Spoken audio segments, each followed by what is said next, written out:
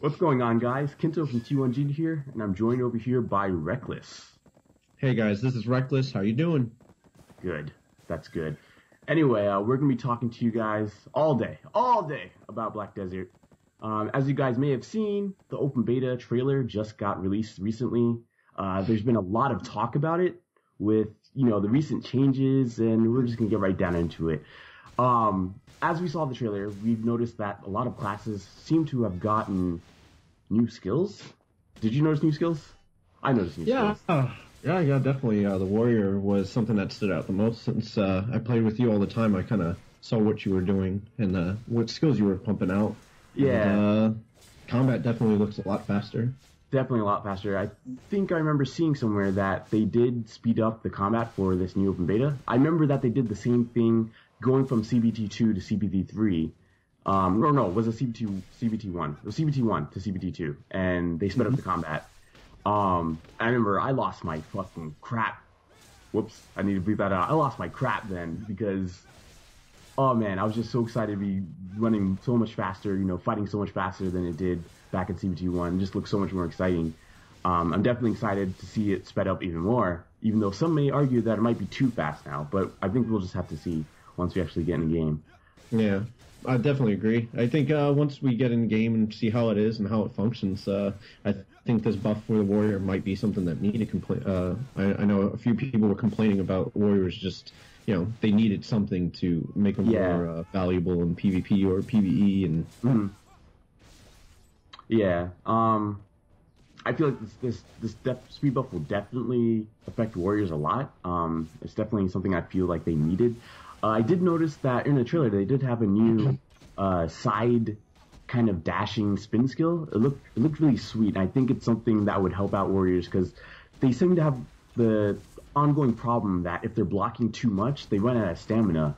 And once they're out of stamina, they're unable to dodge. So it's like they have a strong reliance on just blocking and not so much dodging like the other classes. So I feel like that small little change can bring a whole new playstyle to the warriors to make them more of like an evasive and the ability to be an evasive tank. Yeah, there's a lot of I could see where that would pan out because all the other classes depend heavily on dodging and have so much mobility that I remember when you were fighting that archer one time, it was so hard for you to keep up with her because she kept her distance. Yeah, exactly. So if you had anything to close the gaps or just stop you from just constantly always blocking and actually gain ground on your opponents, that'll give the warrior the buff or just a little bit more balance it needed to be more viable for PvP. I agree. Anything you'd like to talk about the classes that you've seen? Yeah, there was I don't know if it was me or I think they added a new effect or some type of buff to the Sork spirit bomb looking thing. If you notice, like when she puts her hands up and she starts throwing the spirit bomb before she actually throws it now, there's a bunch of it looks like, almost shadow arrows coming out of the ball right before she does it. So it's adding like another effect to it before the big massive AoE splash damage. Do you think that would maybe be like an upgrade to that skill? I mean, that's definitely something. Altogether? Yeah, I mean, there's either two things we could speculate. Is either, these are reworked, balanced skills that they added effects towards, or, something else that you could add on to your final skills. So I guess once we get in game, we could really, really see what's going on with that. But, I mean, it looks great. Okay. What do you think about, I think a lot of people noticed that they added a new hit detection or kind of system like that, where now some of the classes that are hitting the enemies, they turn a different color. I was very confused about what that meant. I'm thinking maybe it could infer that there might be some type of status effect going on the monster, or maybe something like a stun or like a poison. I don't know. What do you think it is? Yeah, I mean, that would make sense because a lot of times visually it was kind of hard to see if you put a stun on a monster, NPC or something like that without looking clearly at the mob to see if he's staggered or, his head is kind of spinning. So if it would only make sense if they added a quick little flash to, give a little detail saying, hey, this monster's stunned or this monster's, debuffed or something. So it could be something that they're trying to help us visually see to make it a little bit easier and concise so we can just throw more debuffs or know when to touch the target or not to touch the target. Okay, okay. I know that a lot of the fuss that went on along the Black Desert forums was across the new changes that they added, such as the fishing system, OBL being a new starting town, new guild quests, new title system, a channel system, a cash shop, and the biggest change that people were going crazy over was the PvP minimum limit being raised to level 50. Oh What is your boy. thoughts on that? Oh man, well, you know me. I'm all about the PvP and ability to the fact that it is a sandbox game, no instance-based dungeons or PvP grounds or battlegrounds, and no transportation teleports, all that stuff. And then they put the limit to 50 as a minimum level. I know it's the soft cap, but at the same time, it kind of takes away a little bit from the sandbox experience. I feel like I would like to see PvP at maybe 20 the latest, because then you're out of starting zones, you've done your beginner quests, you had time to grind and put a couple hours in your character, get a hang and a feel of it, and then get thrown right into the world and be like, okay guys, good luck. I would love to see that, but maybe they have plans for this. Maybe they're very confident with their content after 50, because I feel like they're saying, guys, this game is not about the first 50 levels. We're going to give that to you for free, and after 50, that's where the fun is going to start. And we've only saw maybe 20% of what they were offering us in the sense of geography. Yeah, that's true. I do definitely see where you're going with that. I can pretty much agree with you. I do feel like that they do have a strong sense that they know what they're doing with the content past level 50. I can tell that they're confident. So let's hope that they really are, and they know what they're doing, and that we can see some stuff past level 50, so to make up for the PvP limit being the minimum level of 50. I guess let's discuss classes. How did you feel classes worked during CPT 3? Do you feel like some classes needed buffs? Do you feel like some needed to be nerfed? Did you feel like the balance was just right? I got to play maybe 3 classes. I tried out the warrior. No, I tried out the archer and the giant and the sword. I mainly played the giant, and it was pretty cool. There was problems in the sense you could compare it to the warrior, where he heavily depended on his shield and block, and as you're blocking, you're wasting your stamina. And if someone just keeps throwing damage into you, your stamina's gone. You can't dodge, and you're kind of screwed, and you can't get up to him. The problem I had with the giant, it was my first time, so I was very inexperienced. I had no idea what I was doing. My armor was crap. But the problem I had when we were dueling was if I ran out of all my energy for using my skills, I would have you would see me just spamming in the air to try to get it back. And if I couldn't get closer to you in time to hit you, I wouldn't get that back fast enough. So sometimes I couldn't, do enough damage and keep up my energy at the same time. But that's just due to my lack of inexperience with the giant. I love the playstyle of the sword, though. I felt it was a lot of fun. The dodginess, the mobility, I've never seen a sword or mage that used melee opposed to Guild Wars 2 elementalist who used a dual dagger, and it was up in your face and dangerous. So that was a cool mix-up. Yeah, the way I'm feeling about the game right now is, out of all the MMOs I've played, and I've played quite a lot of them, this game is one of the few that I feel that all the classes look extremely interesting. Mm-hmm. I feel like they all offer. Even though they're all mostly DPS, they all are DPS for the most part. I feel like they all offer it in a very unique way, to the point where it'll be fun no matter what class you play. Correct. So that brings us to the next topic, that obviously, because all the classes are pretty much almost entirely DPS, there isn't really any support classes. What do you think about adding support classes into the game? Yeah, it's unknown territory at this moment. I don't think I've ever played a game, or MMO, sorry, that never had a support class. Technically the warrior is a support class because he can either do DPS or he can CC someone and keep them locked down. So in a sense, he could give support by taking hits or becoming a nuisance, so he gets targeted. but not having a dedicated healer, that's it's a little. It's a good and kind of bad thing, Like, yeah. We saw what healers did in Terror, and they were kind of really, really strong and overpowered if they weren't locked down correctly, and they just had a lot of mobility, a lot of tankiness, a lot of heals, and if you didn't keep them stunned and knocked down and chain all your combos into one thing before downing them, they could pop off like a 45 to like 60k heal on themselves, and then you're like, oh, we got to start all over. So I mean, if they could throw a support maybe that didn't have overpowered heals, it was more of a DPS with support damage or hot heals, healing over time, kind of type based heals. I think that would help a little. It would it would break it up a little bit, Mm-hmm. Yeah, I agree. I think that would be a definitely okay thing to do. We'll have to see how they go with it. We know that the Valkyrie is supposed to be the future class that is oriented towards support. Right. Hopefully they offer enough things inside of her skill set to, please a lot of the support players. And, maybe alleviate the next topic, which is dependency on potions. Oh boy. The potions in Black Desert, that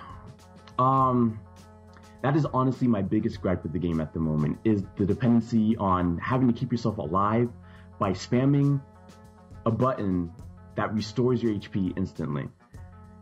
These potions are cheap. I mean, although that they have the side effect of having a weight to them, the fact that you can just carry so many of these just to keep yourself alive, especially when it comes to like a 1 versus 1 scenario, is just ridiculous to me. It's not as much of a problem when you're talking group versus group fights, because, if people have good enough gear and they're just skilled enough, they can just completely destroy you as a group if they focus fire on single persons, even trying to live through that by potting. But just in general, I just really don't like the potion system. Yeah, I have to agree with you on that. Many games like potions were kind of like a backup plan that only healed you over time gradually. Like the major game I played was Lineage 2, and when you potted, greater healing pots, you used them mainly for PvE, and by then you already had buffs that gave you vampiric rage, which, as you hit a mob, if you were melee, you would vamp back your HP. So you didn't even really need mob pots, unless it was like really, really bad and you got too many on you. But they could easily, all they have to do really with the pots is just, instead of making an instant heal, do it, heal over time, because then, you'll instantly get that HP, and all that work that person did to get that HP off of you isn't, just kind of thrown in the back and saying, hey, we know you did this damage and you tried, but screw you. If they just made it, a little less powerful, maybe increase the weight a little bit, keep the money where it's at, because, you want a PvE and have enough money to afford the pots. But when it comes to affecting the PvP, but then again, maybe that's their mechanic behind it. Maybe they're like, hey, this game's not about a 1v1 situation. True. It's about sieges, open world adventures, raiding parties on people's supplies as they're transporting goods from one city to the next. Maybe they're trying to say, hey, this is our goal. We're making 1v1 seem pointless, so people go around with groups of friends, and maybe that's the issue. That is true. Okay. Well, we'll have to see. Hopefully during open beta we can get, a lot further than we did in closed beta, since we had so much limited time. Such a limited time. So hopefully we can see what's going on, as we reach level 50 and beyond. See what they have to offer. So let's talk about teamwork. How can classes be able to benefit, another class or a team if we don't have support classes? At least so far, not yet. What are ways that, a player can benefit another player?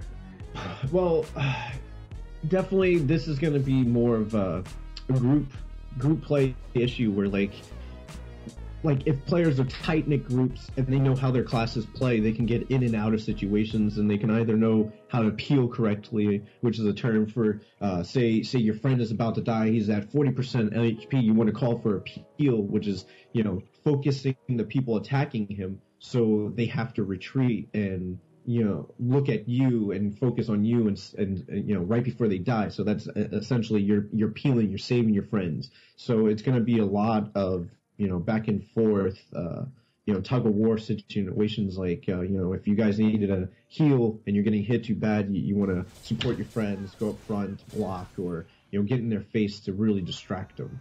So I think it's going to be really up to how well groups or guilds work together in these group fights and really know your class how to play. Yeah, it makes sense. I fully agree. I think so. That'll be exactly like that too. Yeah. What were you saying? Sorry. No, I was just, I know you probably have some ideas of like how you would play as a warrior in your group to support. Yeah. I'd be trying my hardest to, keep someone locked down because the warrior is amazing at doing that.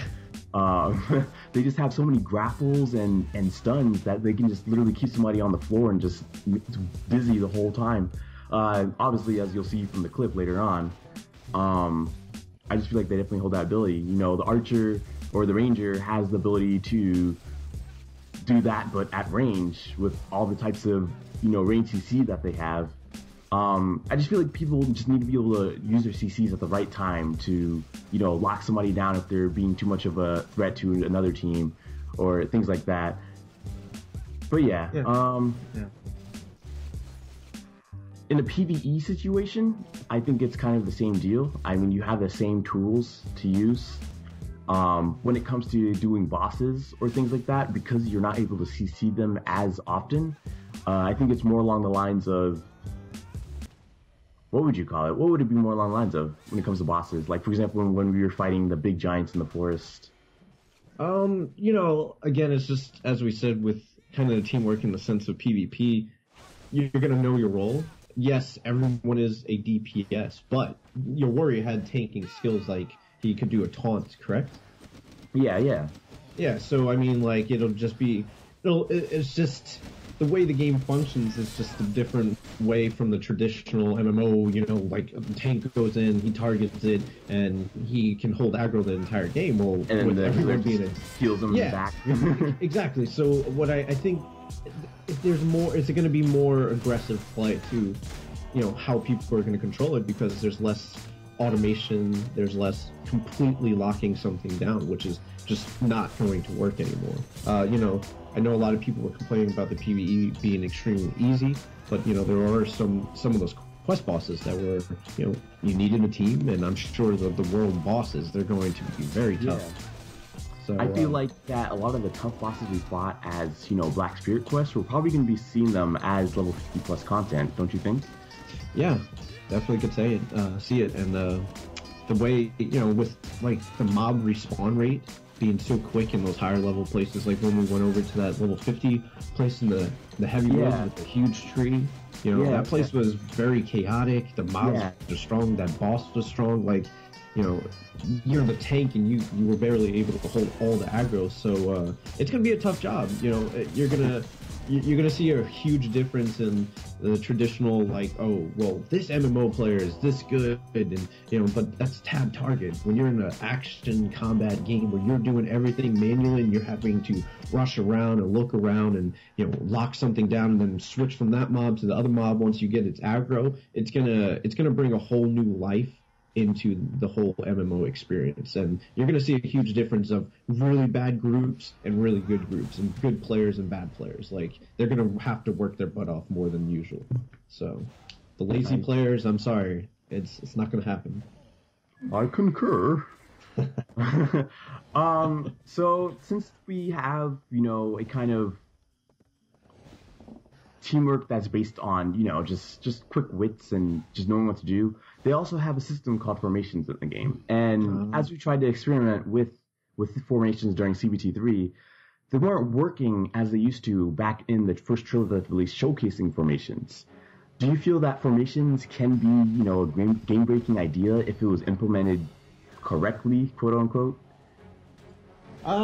Game breaking, no. Game saving, yes. I think the formation system is something I haven't seen outside of maybe like Team Fortress 2, where the medic has a stream and he heals you. You know, it's in comparison to that almost like the sense that your team really has to have its foundation down correctly and be very, very quick and, you know, communicate clearly. So, say I'm going to use an example for PvP. Say you're in a 5v5 situation, you're two of your guys are really hurt and they're getting close to death, and if you're able to communicate really well and everyone knows their classes, say there's two warriors in the group, they can rotate the front where those guys are getting really hit hard, change from DPS mode to CC, lock those people down, let those two people retreat further to the back, and those two people can, do the formation channeling on each other and essentially just heal each other. And then as soon as they get a decent amount of HP, they can come back into the fight and mix it back up. So the possibilities with formations, I think, is endless, and I think it's a new thing because now remember, it's an action-based game. You have to aim. Yeah. You can miss, and it doesn't come back for quite a while. So if you screw it up, you over. Yeah, exactly. So if you screw it up, you could cause either your teammate to die or your team to wipe from a PvE or PvP situation. And so, it's like putting more pressure on the team, like putting more pressure so that you don't fuck up. You want to have like a good team that, can do this perfectly, execute these formations perfectly so that it increases your success. Exactly. So I think how they're working with every class DPS, but the possibility of formations playing a huge role in defense, attack abilities, special attack abilities, and healing. It says, hey guys, by the way, if you work well together with your friends, you can support yourselves, heal yourselves, and have, but it's up to you. So they're holding true to that sandbox world where they're like, you know what? We're breaking the mold from the traditional MMO. There is no healer class. You're your own DPS, but you're also your own possible healer for your group as a whole. Like, everyone is a healer because you need all five. The 5-man formation is the huge healing factor, which is greater healing opposed to the 1v1 channeling that's, slightly slower. So essentially, this could be a huge thing. We didn't see it in Closed Beta 3, but the possibility of being just this amazing thing, I think once we see it and it's functioning correctly, people are going to be like, what was the pot problem again? Oh man, yeah, dude. I definitely feel the same way. All right then. So, do you feel like formations can be improved at all? Do you feel like they're good where they're at? Do you think, let's say, they're working like the way they were in the first trailer release. Do you feel like they could be improved from there? For the highest amount of people or group formation, it was 5. I'm thinking, what are they going to do in situations where you're in a siege battleground and you say you have a guild that's a 30-man size? Are they going to do formations that kind of interconnect those 5-man groups together, which will just channel like a huge buff for all of them? Like, you imagine you would do a huge, have your guild split into 5-man groups, and you pull a formation, and the guild leader, has really good control over his guys, and his guys really communicate and work correctly and listen to him on the siege ground, because that's what's going to be the difference between a good guild in the siege, a siege for fighting, if they listen well, work together, communication once again, So what if they did some type of formation with each of those 5-man groups where they intertwined one of the members to each of the other members, and they did like a big old buff, and you got like maybe 30 seconds of like insane physical defense and magical defense, and you could just do a huge rush and push, and in those 30 seconds, that's all you have. So if you can make a play that fast together with all that communication, it's limitless, man. It's limitless where it could go. Oh man, that just left some ideas in my head. Well then, what about guilds? What do you think about what do you think about could be improved as well? Like, I know we were talking about. Well, yeah, like I was thinking, because I love the idea of formations. I think that is like an ingenious idea. I think it's an extremely good idea. One of the games I've played that had something similar to formations was Happy Wars. It definitely, not on the same tier as Black Desert, but it had a really, really good system for, encouraging teamwork with its formations. The formations in that game were absolutely game changing. Like, if you got enough people within one, you could completely wipe a team and be able to capture a tower so fast if you guys are organized. I feel like formations, if they implement it correctly in Black Desert, can seriously be that exact same way, like just completely game changing. Like, you could be a 5-man team, start getting pressured by a good guild, and then pop your formation and just completely take them out if you're if you're able to implement your teamwork properly or whatever. I just really like the idea of formations. I think it's new to the genre of MMOs, and I feel like they can definitely go somewhere with it, as long as if and only if they really improve on it and they actually focus on improving on it. Like making maybe some of the formations, I don't know, maybe some of them hidden, some of them you have to learn as you adventure throughout the world, since it is a sandbox.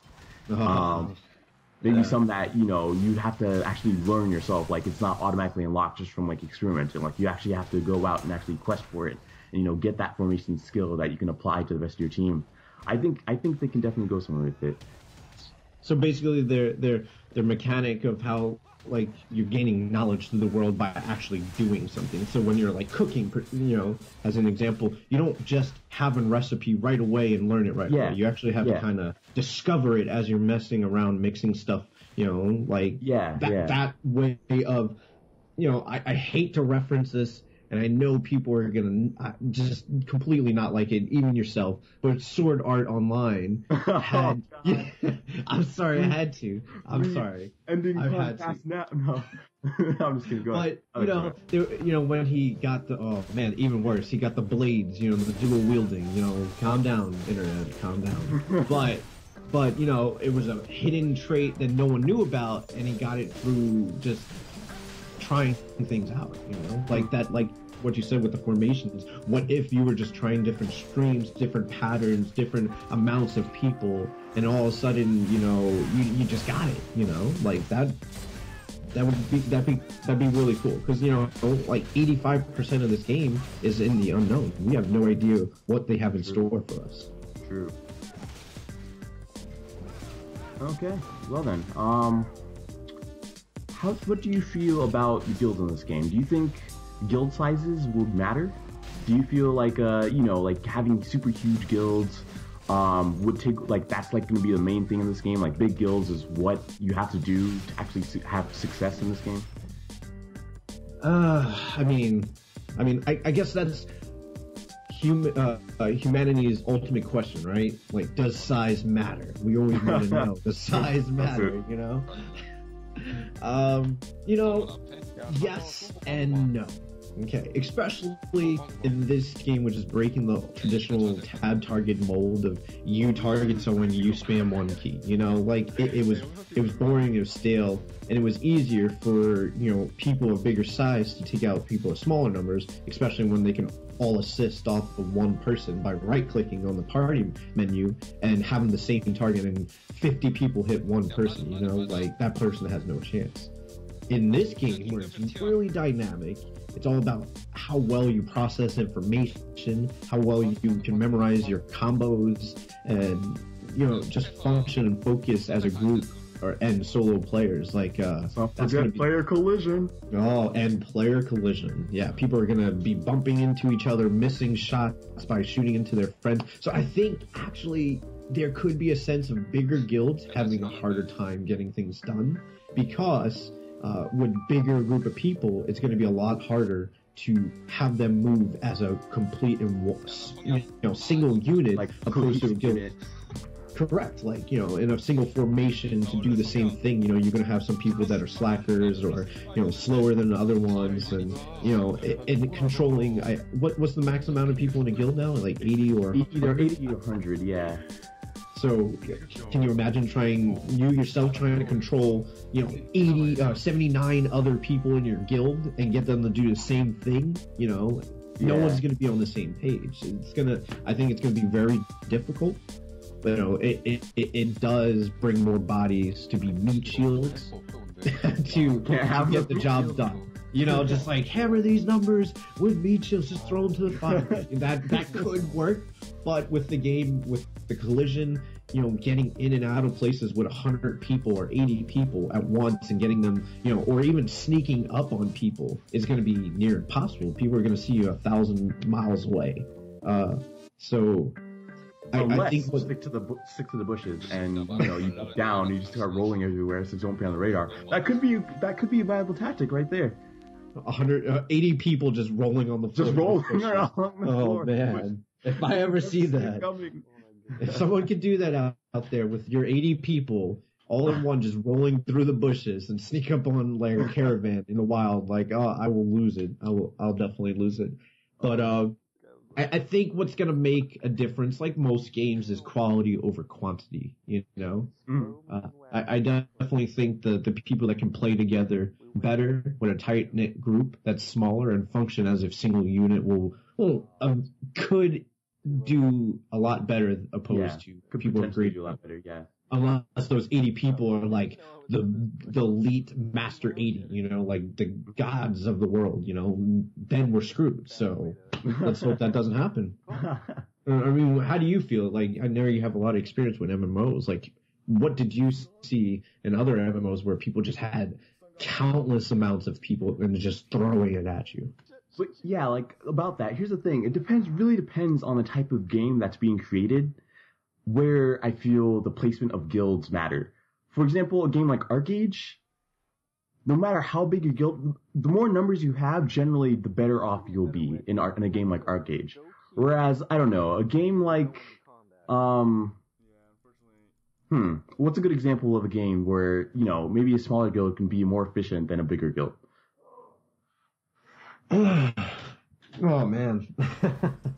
There's not many games out there. What about Age of Wushu? Like, how did that? Yeah, that is a good example.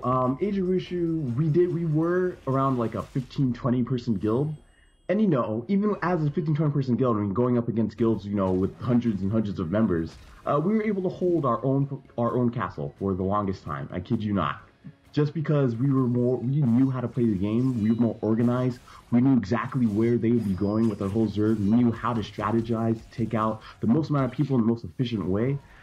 And I feel like that this game, Black Desert, will be following in that kind of the same path. Like, you just need to be able to know what they're thinking and how you can outsmart a larger group of people bigger than yourself.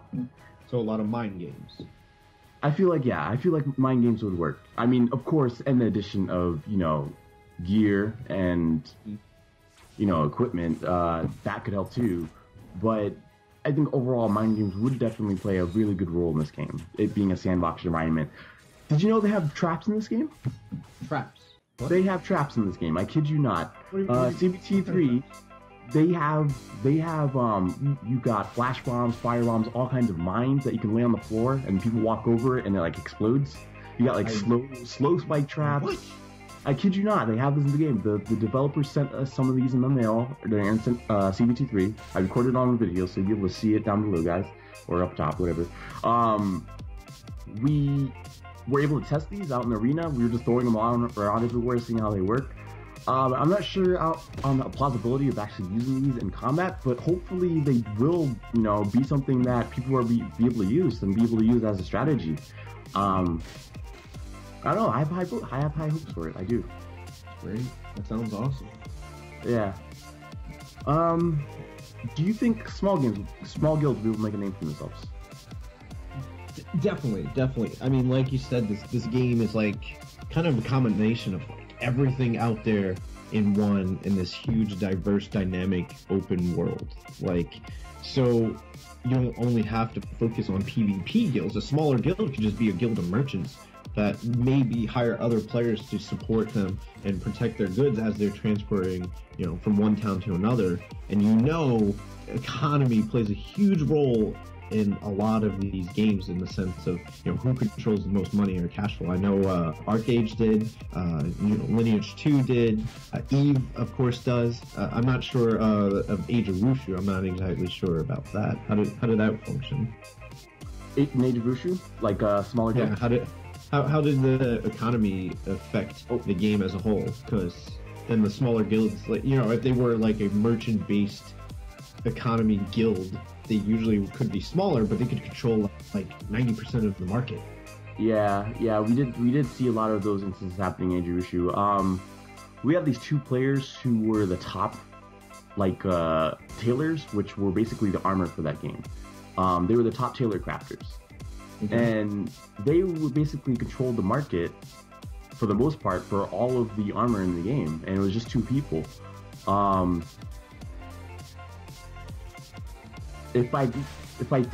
don't think I could see it happening so much in this game just because of how different the crafting itself is. I mean, the crafting itself is like a whole different topic. We can probably do that on a whole other video. But I don't think we'll be seeing, at least not from what we saw of CBT3. I don't think we'll be seeing it in this game. I don't know. We'll have to talk more about that on some other video. But smaller guilds in terms of PvP making a names for themselves, I definitely could see happening. There was that one Korean guild that they've played since the first closed beta, as I was talking to May, and he was saying that they've been known for a while to be very good at PvP, aggressive. They kill not only Korean players, but they kill foreign anyone with a name that's not their guild. They just slaughter you. So if you see these guys, we'll try to get the name for you translated, or just the name for them, and you can if you see them run. I have it on video.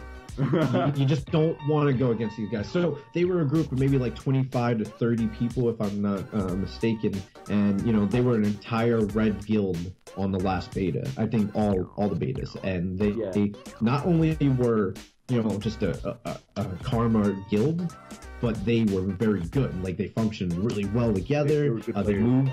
Yeah, and each of them could take 4 players on at once. They were just really good. And so yes, small guilds have a huge impact in the world. Because there's a couple of footage that I've seen where they were fighting a huge mass of people that came back to kill them, and what they did was hide in the forest, use bushes, and crouch. So you're actually using the environment to your advantage, and you're faking people out. You're popping out all at once. So that sense of teamwork, and then knowing the game it's going to be a huge thing. It's going to small guilds everyone has a chance in this game to make a name for themselves. Okay, all right. Well, since we're nearing the conclusion, I guess the last topic we want to talk about is politics. Do you feel that this game will have a huge sense of political power, between guilds, it being a sandbox and all? So, definitely. I mean, politics and drama are something that makes MMOs unique. When you play in a single player game, you have the politics of a story that's already been programmed, written, scripted, and everything's functional in the game already. From the beginning to the middle to the end, they know how it's going to be planned out and finished. Well, with players controlling everything that's going on, you know how it is. Some people could be helping each other one day. Someone says, screw you one day, and PKs someone and takes their stuff, and that could start a war for the next year on that server where they just clash heads the whole time. Deception, just people jumping others for raids. Like, this game, since it's going to be a PvP-based open world game, it's going to be all about player politics, guild politics, and PvP. So I say bring the chaos. Okay. Do you think there's anything else we should talk about? Anything else we missed? You might need to cover? No. I mean, I know you had gone crazy about fishing. Oh my god, I'm gonna be fishing all day as soon as open beta starts. You don't even know. Man. I'll be You're not even gonna level. I'm gonna capture all the sharks. Oh man. I'll be busy fishing. But but seriously, we'll be playing open beta, hopefully, and release. And we'll definitely be making more videos for you guys, for to enjoy, keep you guys interested. Do you Yeah, plan maybe to- if you guys have questions or things you would like to see content-wise when it does go live or open beta, let us know. You know. Definitely, definitely. And yeah, I think we covered everything. Oh, I guess that's it. Until the next time. Thanks for watching, guys. Peace. Well, I might as well just go get some rum cake. No, Is that okay? Is that No. okay? Is getting rum cake okay? No, because I have marshmallows right here. Okay. No. Okay. Well, my rum cake is just straight downstairs. No, don't do it. Don't do it. Okay. All right. Well, finish your marshmallow and then let's just start.